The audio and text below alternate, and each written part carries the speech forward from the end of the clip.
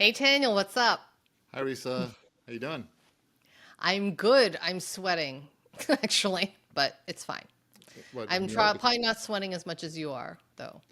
What's the weather like over there now? How hot is it? How hot is it? How hot is it? Yeah, it's pretty hot. It's not It's Mexico 100 hot, today. but okay, it's not that hot. But I just feel like it's really hot. It's more mid 80s, but the humidity is killing me. It's killing me over here, you know? Yeah. Um, so it's making me think, when am I moving? So, but actually, this is a great day to kind of talk real estate. Who doesn't love to talk about real estate? Um, and I've had a lot of people ask me about, buying property in Mexico. I have one woman who is actually going to be moving to Vallarta very soon, and she just found a property, which is very exciting. I feel like there's a big difference between buying property in the US and Canada versus Mexico, right? And not everybody knows what those things are, what they should, what they should kind of be thinking about. And since you are the guru of real estate in Mexico, you are my go to, and Your you're going to go-to give me all guru? the answers. So today we're going to talk about things that we should really be thinking about before we even buy, right? Even before we identify a property that we want to purchase, right? So I think this is probably a conversation that you've had with a lot of your clients, probably. Once or So, twice. what are some of the things that people should be thinking about before they actually identify a property that they want to purchase? I mean, definitely, start doing your research. You want to have all this information at your fingertips before making the big move and the investment in a new home in a foreign country. There are a lot of differences purchasing here versus back in the States and Canada. But one of the nice things that is similar is some of the real estate markets, not all, they're just a handful, that we have an MLS system, the multi-list system. I believe Cabo has one. We have one in Vallarta. And the one in Vallarta, we call it the Flex MLS. We've had that, I think, for around, I want to say around 12, 13 years now.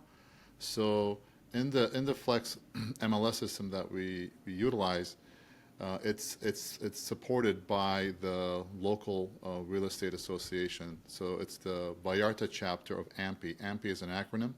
It's the Mexican Association of Realtors, and so they support the Flex MLS.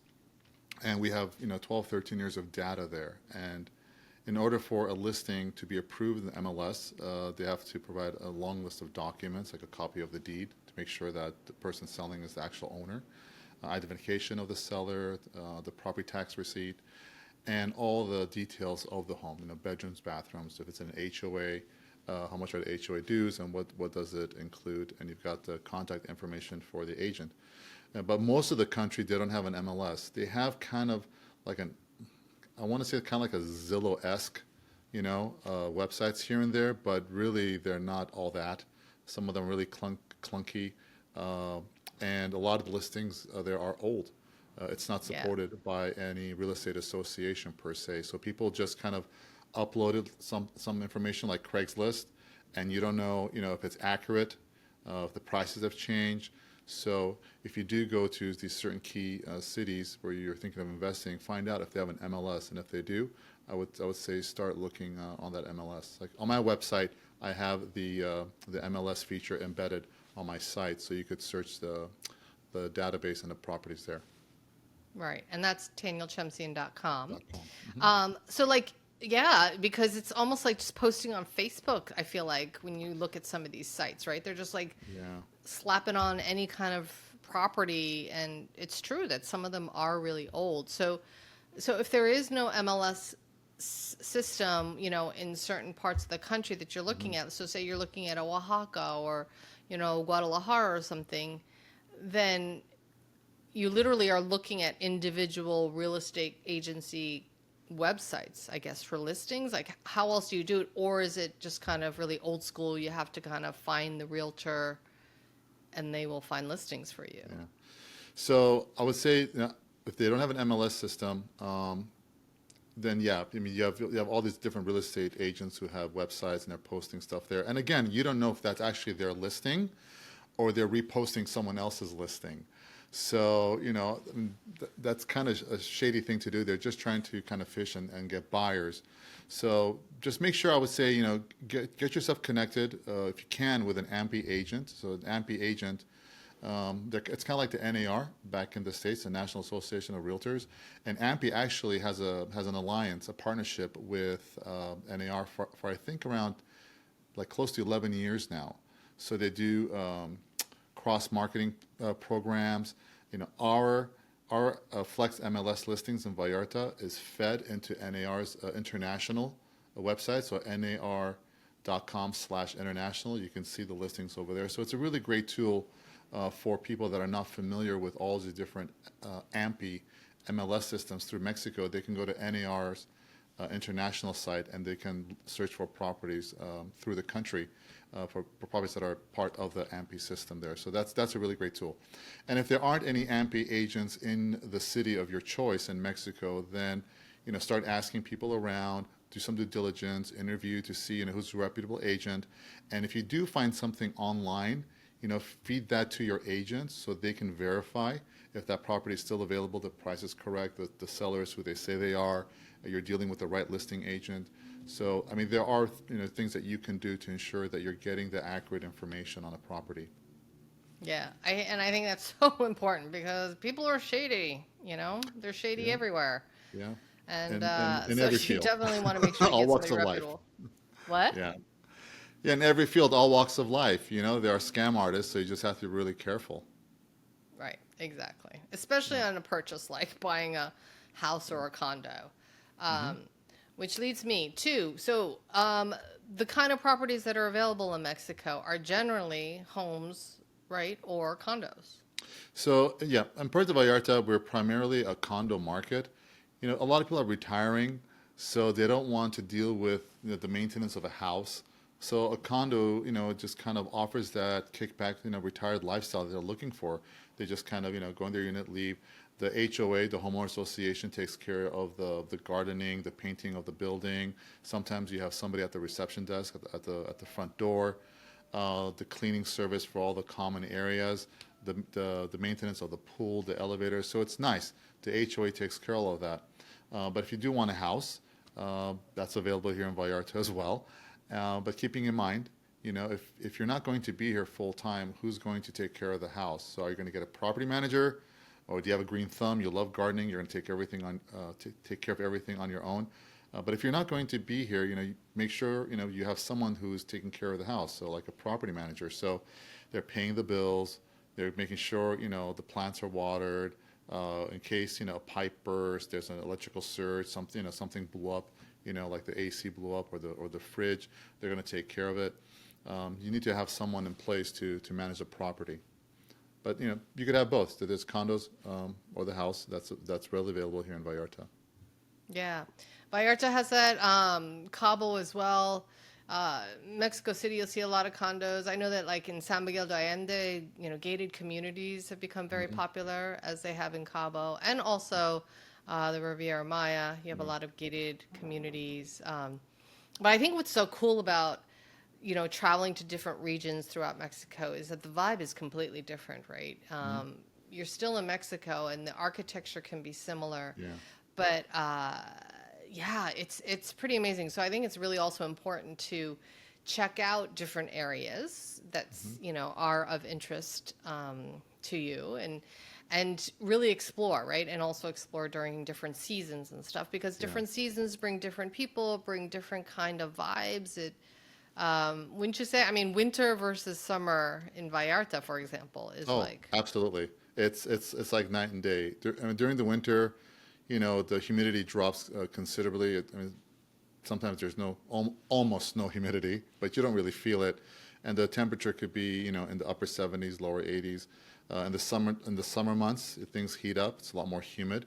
Like right now, it's 90 degrees, but with the humidity, it feels like 100. So it's totally different. And for me, I don't mind the humidity. I'm used to it. I've been here for almost 20 years now. But for some, it's unbearable. So when I was just a tourist, I was traveling, coming down here for 2 years, from 2001 to 2003. I came down here a total of 6 times at different months, different seasons. And yeah, I said, yeah, this is definitely the place for me. Now, when you go to places like, I was in Oaxaca City about a year ago, and 2 years, then two, was it, yeah, 2 years ago, I was in Jalapa, the capital of Veracruz. Totally different. And from what I saw there, it was not a condominium market. It was all homes. The climate was totally different. Like in Jalapa, there was fog. I felt like I was in San Francisco, and I'd never seen fog in in Mexico before. So whereas Vallarta is green tropical, over there it's green like a forest. So it was totally different. And then in Oaxaca, and I forgot, I think I was there in November. It was dry, low rises, mainly colonial homes, beautiful, great culture. Again, totally, it was a bit more desert over there. So you have all these different climates and architectural style and types of properties, houses, condos, all over Mexico. So if you can travel through the country, I would encourage you to do so. There are a lot of wonderful places to visit and experience. Yeah, yeah. And then even once you've chosen a city, right? I've heard from many people that you should rent in different neighborhoods, right? So once you've landed in, say, Vallarta, wherever, you want to like take a month or two to stay in different neighborhoods Hmm. and figure out before you buy. Just see which vibe you really like, right? Yeah, And that I think is really helpful also. yeah. That in Mexico you can rent a property for a month long, 2, 3 months long. That's considered long term in Mexico, right? Yeah, over here, we typically say anything, 30 days or more is long term. Risa, I think we kind of touched on this in one of our previous videos about renting in different regions. We've had a lot of clients recently coming in. They've been staying here for about a month or 6 weeks, and they're renting, like in Bucerias, which is in the northern part of the bay, in Vallarta, further south, and Miss Maloya, closer to we call it the South Shore. And they're getting a vibe and a feel for the different regions, in the flats, in the mountains, on the beach, where something that's a bit more remote, like in Miss Maloya, where you just have a few beachfront restaurants and that's about it. Whereas living in the city, like the romantic zone, so you have all the hustle bustle, the bars, the nightclubs, the galleries, all the shopping, and the really active beach life. To go into Bucerias, which has been booming for the last 10 years. Um, and they're just kind of getting a better sense of what's really for them, like what's their lifestyle, and how is this property going to be conducive to that lifestyle in Mexico. Right, right. And I think it's also important to decide, right, when you're deciding on where in Mexico you might want to buy property, whether you want the beach or mountains. Or maybe sometimes, and Vallarta uniquely has both, right? It's rare Yes. that you can actually live in the mountains and then also be able to look at the bay. It's like, Yeah. and look at the Oh, water. I mean, Um, living on the beach is wonderful. I mean, you can hear the waves crashing, either on the beach or on the rocks, and you got unobstructed sunset views being right on the beach, having a beachfront condo. But I've rented on the beach. I have friends who own on the beach, and I've lived in the mountains in Upper Conchas Chinas, and from there I had a beautiful, like this canopy jungle coming down, and then I could see the bay. And then there are some hillside properties where you're facing northeast, or you're facing towards El Centro, downtown Puerto Vallarta, and you see all the city lights. You see the Guadalupe parish, and the beautiful crown, fireworks at night. So you get the city lights and you get the sunsets or partial water views. So there are a lot of great places you can live, and they all offer different types of views. Now, if you're living in the flats and you're living inland, like in Versailles or Fluvial, you might have a little bit of a partial water view from the rooftop of the condo building. Otherwise, you're not going to really get a view from your own terrace, because you're in the flats and you're inland. So if you want the right, ocean views, you have to be either on the water or in the hillside. right. And Yeah. so I think it's important. That's where when you get to rent properties, you can kind of figure that out, right? And the pros and cons, because oceanfront is not all pros. There are downsides to living on oceanfront as well. So those are some of the things that you have to decide for yourself, is whether or not that's, it bothers you or not, that you may have to change appliances more often, or, Yeah. you might have more tourists coming through, or, whatever it may be. Yeah. But, nothing beats a beautiful Yeah, I view. mean, living right on the water, there's a bit more wear and tear on your furniture, and like I said, the things corroding faster. But then you've got that beautiful sunset views all year round. Now, if you're on the beach, let's say Los Muertos Beach, which is the number one beach in the entire bay, and number one, I mean the most active, has like a lot of people all the time. Yes, you do have the noise factor to consider. And it gets really, really busy. So if you want to go out on the beach and kind of chill and not have anyone around you, that's not going to happen on Los Muertos Beach. You have to go down to like Conchas Chinas Beach or Amapas Beach, Punta Negra, Mismaloya. So those are all wonderful beaches there. So, and they tend to be more quiet. But Los Muertos Beach, it is happening. It's hopping day and night. Right. No, absolutely. And, and for some people, that's what they want, right? And Yeah. especially, that's the other thing, is if you buy property, if you're thinking about using it as a rental, because if you are, you kind of want that, right? Because that's what your guests will want, likely, right? That they want to be in the center of everything. So that's kind of a question to think about before you purchase something, Right. whether or not you think, you may not be there year round, right? Right. So, I mean, that's something that, prospective buyers need to consider. So if they come to me and they say, hey, Taniel, I want to buy a property and I want it to be in an area where I could rent it out more frequently than not, like have kind of like a cash cow. So if that's the case, the romantic zone is number one, hands down, the entire bay. There are other regions that rent really well. But if you say, but I want to rent it out a lot, but I want it to be in a really quiet neighborhood, well, that kind of doesn't work that way, generally speaking.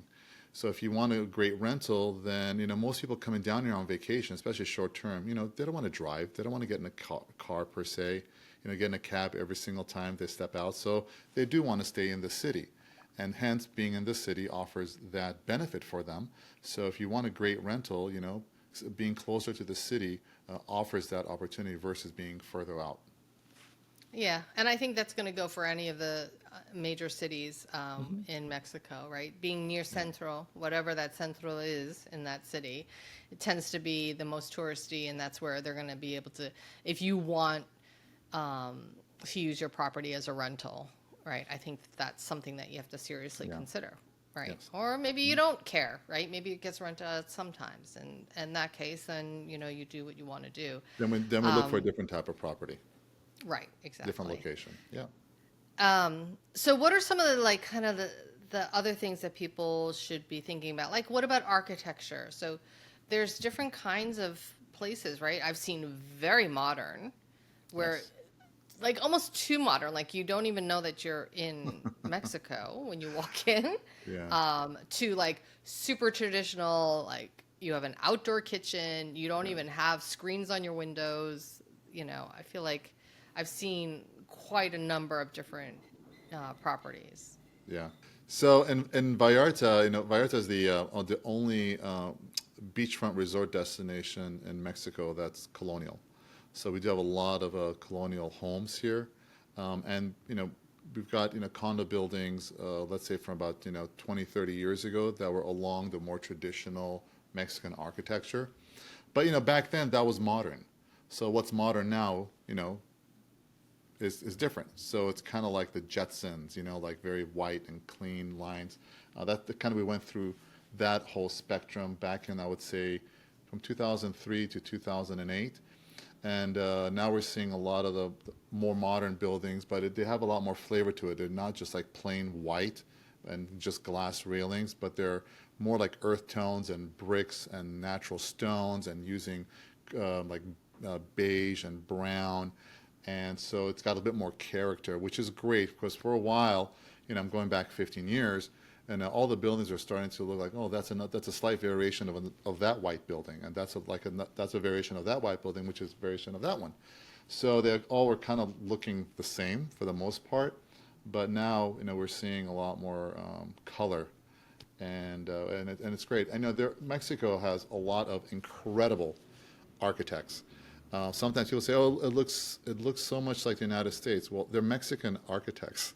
They're not American architects. So, and people get inspiration from all over the world. People are inspired by Mexican architects from the States, are inspired by European Mexican architects, vice versa.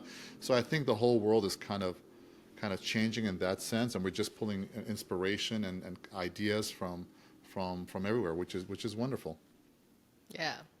And it is really cool. And I definitely recommend for people to see the range because it's pretty fun to kind of go to see a very traditional Mexican home versus something that's kind of a new build.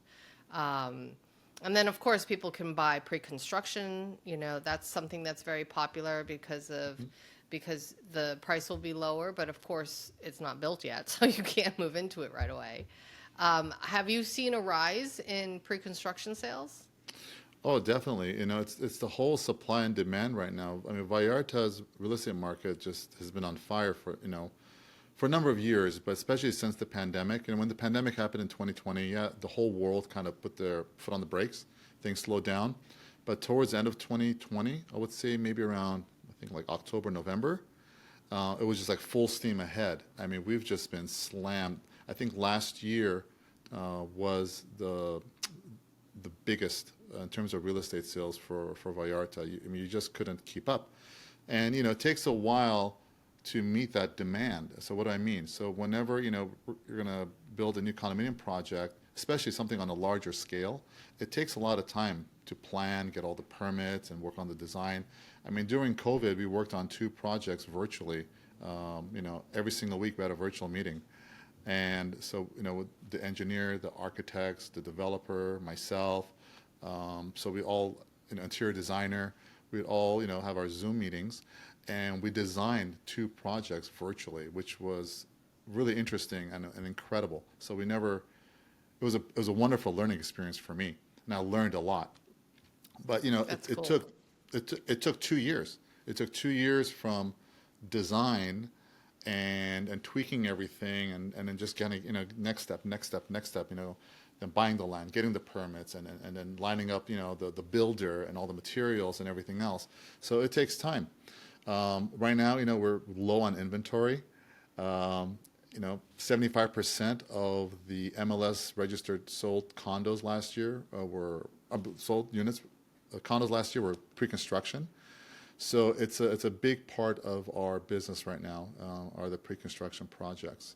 And there are pros and cons. Like you said, you have to wait.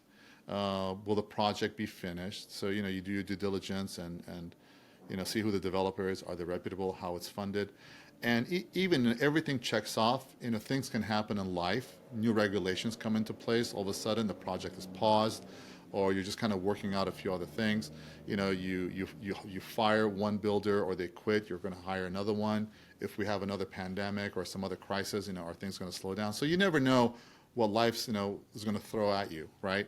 But you can do your best in reviewing everything. Get a reputable agent to work on your behalf. Get a reputable real estate agent, from that region, preferably, that knows people, that knows who to contact to verify certain things. And then once you have that information, you make an informed opinion on whether you want to move forward or not. Again, nothing is guaranteed in life, but you could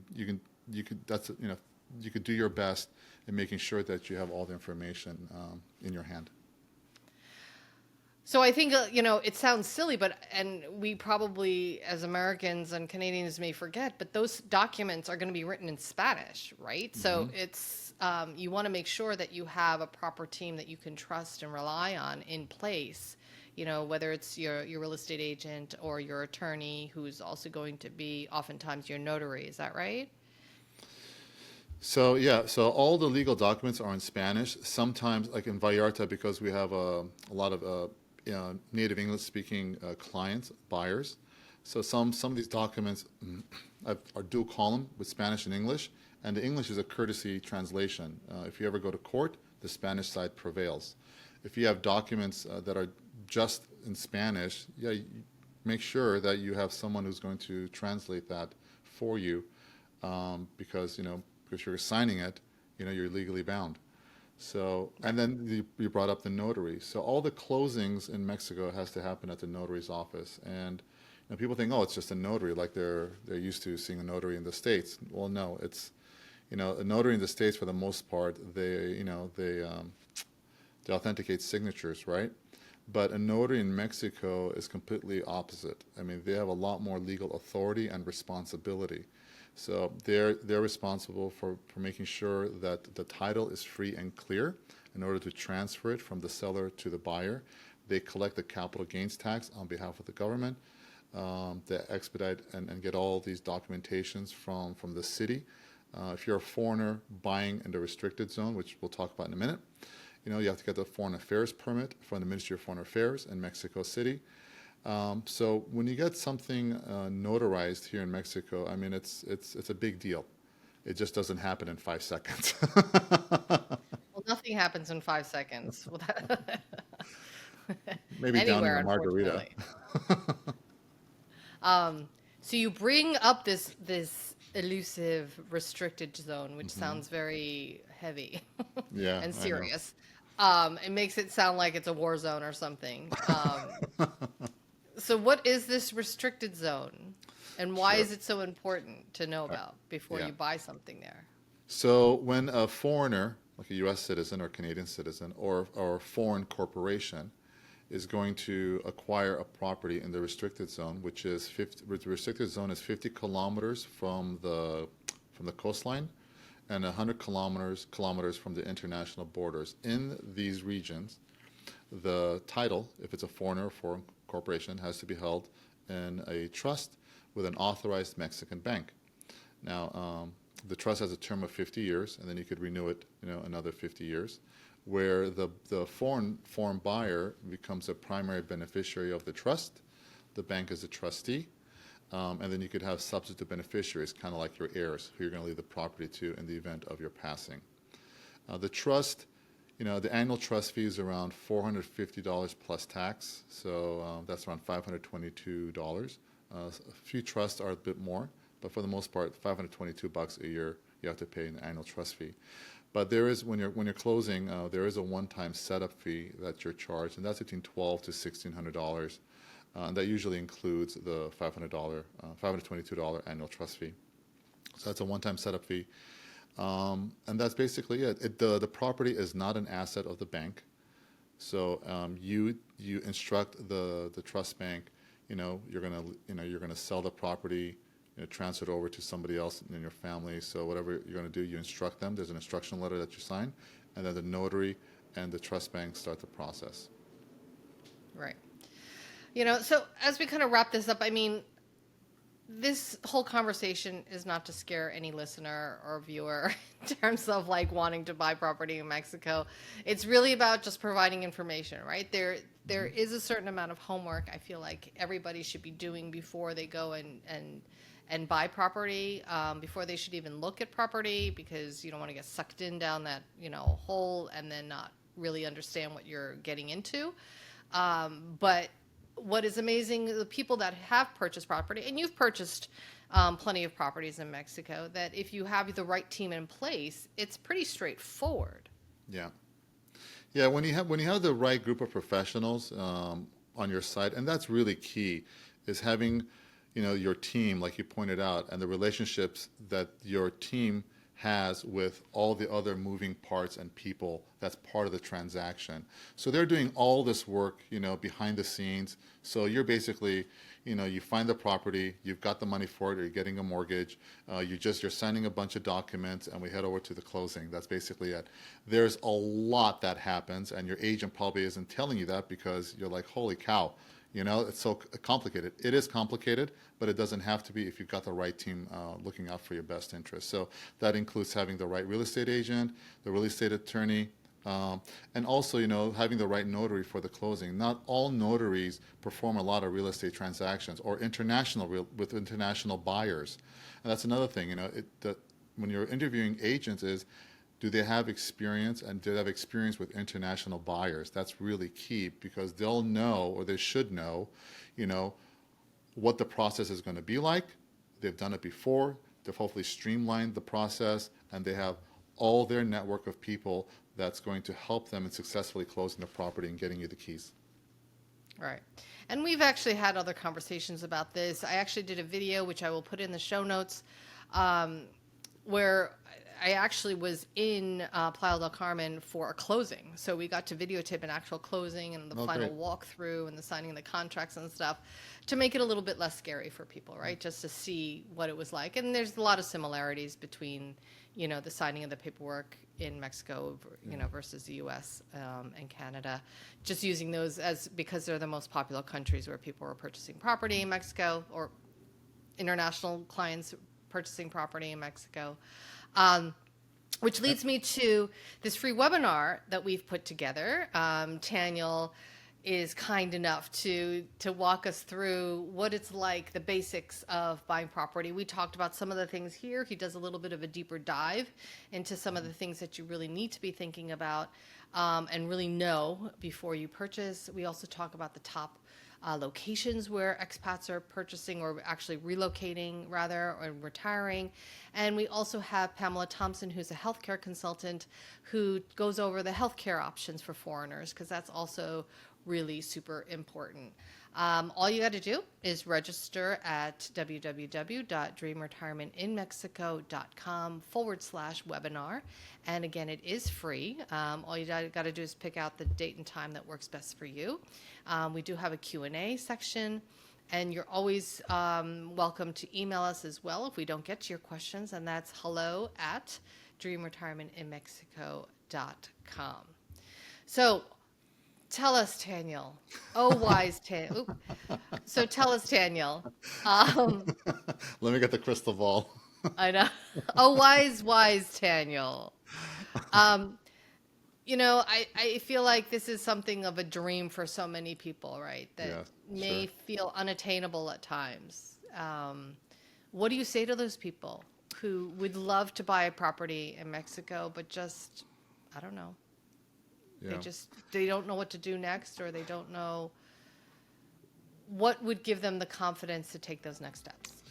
I think one of the best things you can do is once you commit to wanting to make this big leap, and make it happen, and everything is possible. I mean, it's all possible. It's there are so many wonderful people out there, professionals that want to help you. They're there for a reason. So you don't have to do this alone. And just starting the search, finding the right agent and starting to look, and everything else will slowly, fall into place.